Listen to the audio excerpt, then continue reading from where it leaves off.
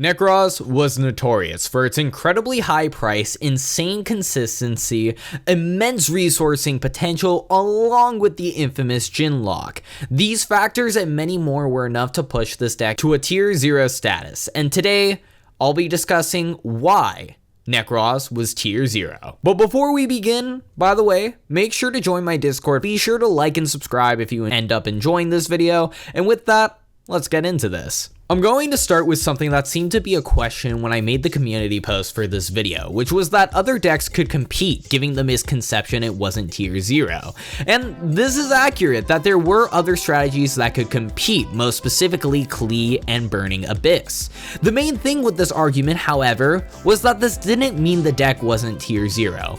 I'm going to reference another popular Yu-Gi tuber by the name of Dual Logs in his top 5 tier 0 strategies video, with what he classifies as the percentages for a tier 0 deck, where he also referenced an old Pojo forum about what constitutes the placement for a tier of a deck. The statistic is if a deck has 65% of representation or more in a top cut event, then it can be classified as a tier 0 strategy. The difference being for this deck specifically was that it's very close to the line, whereas many other strategies surpass it with ease. 65% of a top 32 cut is 20.8 spots, or rounded up is 21 slots needed. And considering Nekroz consistently had 21 to 23 slots for the top cut in most events that held a top 32, Nekroz is considered a tier 0 strategy by this definition. It's easy to see, however, the misconception that the water ritual archetype was not. Now that that's clear, why was the deck so scary? Well, there are a few factors. One, the deck is insanely consistent, with multiple outlets to search whatever you need, whether that be through Brionac, Colossalus, Manju, Senju, Preparation of Rites, or the at the time 3 copies of Reinforcement of the Army. You were essentially able to play every game. This consistency and additionally the resource efficiency the ritual spells provided was shocking for a ritual deck in this time period. Comparatively to now, rituals just have a ton of methods to gain resources, but back then it was wildly inconsistent to ritual summon. You not only needed the ritual spell, and the materials required for a ritual summon, and typically for the mechanic, these resources either not replenished or not replenished enough to make the deck viable. In certain circumstances like the Demise OTK of the past, it didn't really matter as much, and this is also where advanced ritual art was really strong, requiring less resources for the combo. But on the standard, rituals were inherently a bad mechanic. Everything changed in 2015. The release of the Secret Forces, this archetype had so much going on with it, even outside of the consistency enabled by ritual monsters accessing the rest of your archetype. I'll mention the most notable effects here because there otherwise are just so many, but you'd have Unicorn being a skill drain for extra deck monsters while being able to discard itself and recur a Nekroz card from the grave. Brionac was able to discard itself and search any Nekroz monster, and while on field would be able to bounce 2 extra deck monsters. Colossalus could discard for a spell or trap, even though they ironically don't have any trap cards, and could negate an extra deck monster on the field and reduce its attack to 0 while Colossalus was on the field.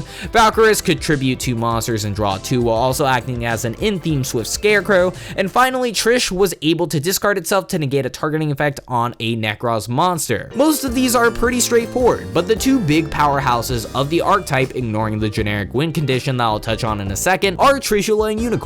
Unicorn is more straightforward, being a hard floodgate for extra deck based strategies is game winning at points. And what makes this card so much more scary is the fact that Valkyrus and Trish are cards and already played for other reasons. Valk is amazing to cycle through resources, but it also just gives the deck an easier time of keeping Unicorn on the field, preventing battle effects from occurring. And additionally, we have Trishula granting targeting protection against so many different cards of the format, for example, Phoenix Wing Wind Blast. But if you notice, I only mentioned one effect of Trishula, granting the targeting protection. However, this ritual has a much more notorious effect that anyone that played in this format remembered with bad memories. Nekroz are based on different dual terminal archetypes, and clearly, you can tell some are based on the Ice Barrier dragons like the aforementioned Brionac. Nekroz of Trishula is essentially Trishula, and will banish 1 card from your opponent's hand, field, and graveyard. What made this so much more scary, however, was the deck was already difficult difficult to deal with. And so not only do they have to out Unicorn through the protection effects, but what made this card so much better is it provides immense pressure for the following turn. For any Yu-Gi zoomer out there, I cannot believe I just said that. A comparable example in modern times is the fear of knowing your opponent has Sky Striker, Mobilize, Engage in hand, and if you can't prepare for it, you're most likely going to lose. But there was a very specific flaw with Trishula, however, that could be capitalized on. It must banish from all three of those places.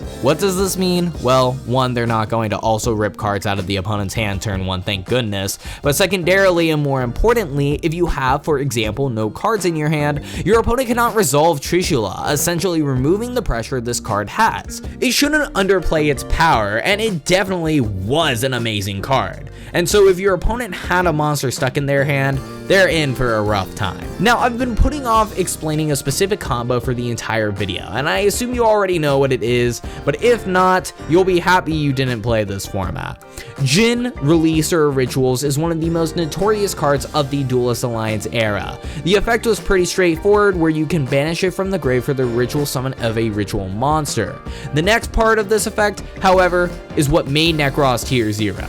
If a player ritual summons using this card, the other player cannot special summon while that ritual summon monster is face up on the field.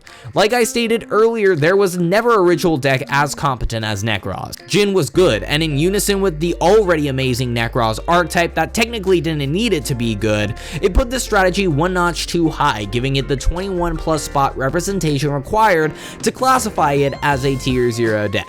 Literally, all you have to do is put this card in the graveyard through most notably Lavavel Chain, but there are other options like Armageddon Knight being able to be searched with the 3 copies of reinforcement of the army in the format, and if you do put it in the grave, you might as well win the duel, unless your opponent somehow outs this. With the inherent protection effects as well of the Nekroz monsters, it made the combo even better and harder to deal with, making this Jin lock so much better than it should have been. It's not like there weren't any outs, and for example, we have Raigeki, Book of Moon, and another very important card during that format, Book of Eclipse, being non-targeting, not destroying, it did not go to battle phase, it was a spell card, it did not require your normal summon, it was arguably just the best out to the Jin lock because your opponent also just could not respond in any way. But I think one of the most interesting cards seen in this format that is so obscure, you cannot believe it was actually relevant, but that card was Bullblader. Another and very important part about this format was that this was the last time in recent memory reinforcement of the army was at 3, as I stated earlier. And oh man, Nekroz could take advantage of this through cards like Colossalus being a level 3 along with Charit, Strategist of the Nekroz. I did not explain this earlier, but real quick, Charit was a card that fulfilled the entire requirement for a Nekroz ritual summon, and then followed up by searching a warrior Nekroz ritual monster because it was tributed. So for example, you can search Brionac, Colossalus, or Trish. You could also tribute this off of something like Valkyris and get the draw, and then get Charit effects still in order to continue getting that search. What made Rhoda at 3 so much more interesting though was it meant, especially without the necessity of normal summons in the deck, because of course Manju and Senju were cards, but you could basically play anything. Bullblader was a level 4 warrior that could out the Jin lock by just attacking into Unicorn.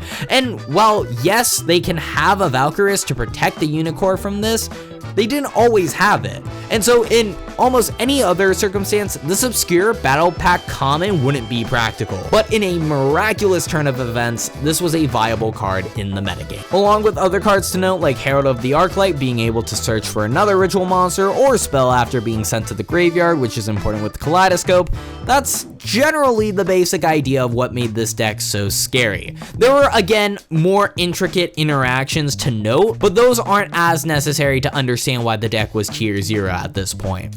It was consistent beyond belief, it had an incredibly oppressive strategy in the form of floodgating your opponent out of special summoning very consistently, along with powerful follow-ups that closed the game shortly after, and had just an insane grind game, especially when all the ritual spells float while you control no monsters answers into more ritual spells. All of this combined made the deck tier 0. The only two decks that could compete that format were Burning Abyss and Cleafort, for the fact they could play enough back row to somewhat counter Nekroz. With all this in mind, however, let's now find out how this strategy played out its tier 0 success, and eventually fading from the metagame through multiple banless hits. Okay, so I'm gonna be completely honest. The history is pretty straightforward after the explanation I gave. The meta before the Secret Forces was Shaddoll, Burning Abyss, Cleafort, and somewhat Satellar Knights as meta strategies. Then the Secret Forces is released in February 2015. Of course, most notably, Nekroz was released. Additionally, Ritual Beast was released in this set as well, which will be important later on. The Jhin lock was just too oppressive for most decks to deal with, and for numerous events following, Nekroz took around 21 to 23 slots per event, securing its status in the tier 0 category. Then, in April 2015 banlist, Reenact was semi-limited and Preparation of Rites was limited. Instead of hitting the biggest problem being Jhin, or even the card that consistently got you to Jhin being Lavable Chain, they hurt the consistency, and definitely not enough. I mean, you're getting rid of one Brionac and 2 Preparation of Rites. Like, sure, they lose 3 Rotas, but they still have all of the other ones in the deck. To be fair, this hit was enough to make the deck tier 1 instead of tier 0. Nekroz was still the best deck. The format played out with minimal change as nothing warped the format enough to do so. This was also the ban list that was used for the NAWCQ 2015 that year, where while people were definitely expecting Nekroz to win, they didn't even make the finals, and instead it was a Burning Abyss mirror match with Noah Green winning it all. Another shocking event was when Shaddoll won the EU WCQ for that year.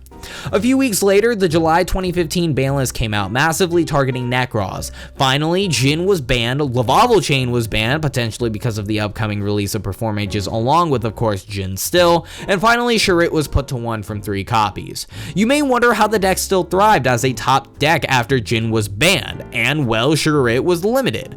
Well, not only did the Perform Mages make getting to rank 4 stupidly easy for Nekroz and added another layer of power to the deck that they now somewhat lacked because of the lack of Jhin, but Unicorn was still at 3 and still an incredible floodgate, and they still had immense protection for Unicorn, and thus they essentially became a rank 4 strategy utilizing Unicorn to lock out the opponent. By the time November comes around, the Duelist Alliance era decks needed to skedaddle so that new decks could come into the picture. And for Nekroz, they met their last days when Chariot was banned, Brionac was finally limited, and Unicorn was limited as well. Nekroz was one of the defining strategies of the Duelist Alliance era. At its prime, it was most certainly the best of them, which is no easy feat when first, they were an archetype for a mechanic that seldomly was good, and second, they had to compete with Duelist Alliance strategies, some of the most infamous and most popular strategies of all time. Nekroz is also at times underplayed for how good it was, and while the representation wasn't as dominant as other tier 0 decks, it was still a tier 0 deck for a reason, and this video explained why that was the case.